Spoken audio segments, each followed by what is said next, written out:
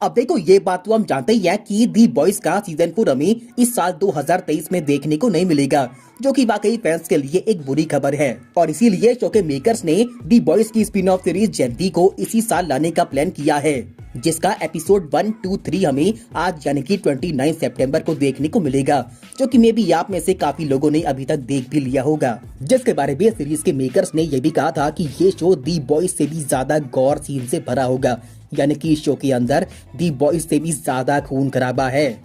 जिसके बाद तो ऑब्वियसली सवाल निकल के आता है कि क्या ये शो वैसा ही है जैसा कि इसके मेकर्स ने ऑडियंस से प्रॉमिस किया था।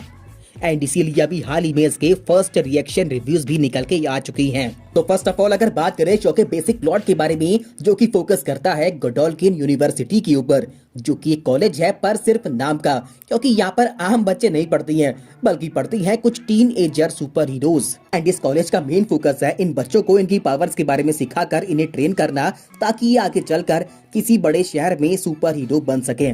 पर क्योंकि ये दी बॉयज का यूनिवर्स है, इसीलिए यहाँ पर चीजें इतनी सिंपल नहीं होती है कि काटो, खोलो और लगा लो।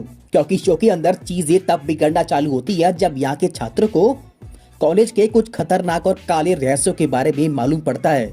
जिसके बाद अगर बात करें सीरीज के फर्स्ट रिएक्शन रिव्यूज के बारे में, जो कि फिलहाल तो काफी अच्छे निकल के आ रही हैं। ऐसा कहा जा रहा है कि ये सीरीज टीनेजर्स का मेलोड्रामा, सुपर हीरोज एंड उनके सटायर को बैलेंस करने में कामयाब रहती है। साथ ही इसके बारे में ये भी कहा जा रहा है इट्स अ हॉट मेस, यानी कि इस शो के अंदर काफी सारी कियोटिक सिचुएशंस हैं। एक्टर्स की परफॉर्मेंस भी अच्छी है, जैसे कि जेस सिंक्लियर थोड़ी मैच्योर है पर साथ ही चालाक भी है। यानी कि आसान भाषा में ये सीरीज दी बॉयज के यूनिवर्स में परफेक्टली फिट होती है। एंड आपका इसके साथ टाइम भी काफी अच्छा गुजरेगा। ओवरऑल ये शो काफी ज्यादा एंटरटेनिंग है। हालांकि इसके कुछ फ्लॉज भी हैं, जैसा कि इसकी कहानी आपको टोटली प्रेडिक्टेबल लगेगी, यानी कि आप आसानी से गैस कर लोगे कि आगे कहानी में क्या होने वाला है, जो कि आपको कुछ हद तक फ्रस्ट्रेट भी कर सकता है। हालांकि अगर बात करें इसकी रेटिंग के बारे में, जो कि 100% है, पर ये सिर्फ 36 रिव्यूज पर ही बेस है। बाकी और भी रिव्यूज हैं, चाहो तो पढ़ लेना।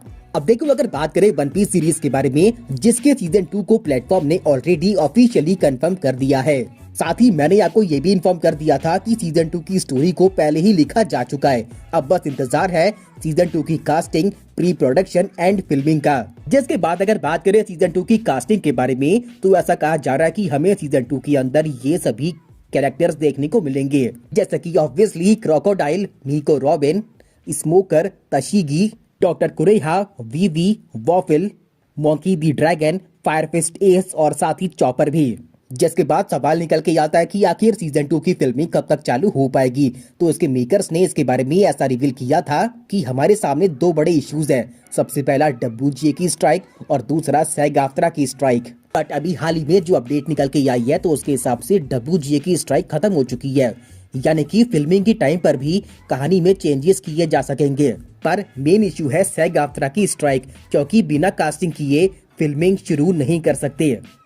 तो उसके लिए ऐसा मान के ही चलो कि सीजन 2 की फिल्मिंग 2024 के अर्ली या फिर मिड से ही चालू हो पाएगी।